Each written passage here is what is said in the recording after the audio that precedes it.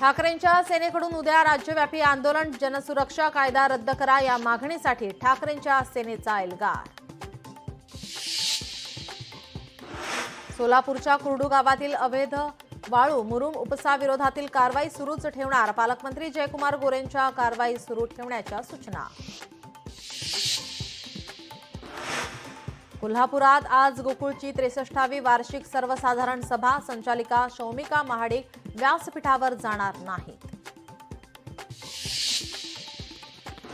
आज उपराष्ट्रपती पदासाठी निवडणुकीला सुरुवात. एनडीएकडून सीपी राधाकृष्णन रिंगणात तर इंडिया आघाडीकडून बी सुदर्शन रेड्डी निवडणुकीच्या रिंगणात.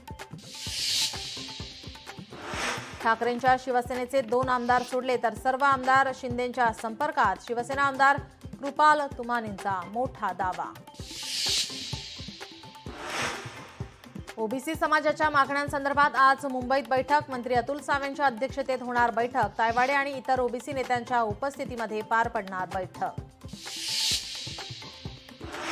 ओबीसींच्या मंत्रिमंडळ उपसमितीची उद्या बैठक. उपसमितीचे अध्यक्ष चंद्रशेखर बावनकुळेंनी बोलावली बैठक. बैठकीमध्ये एकूण 8 मंत्री उपस्थित राहणार.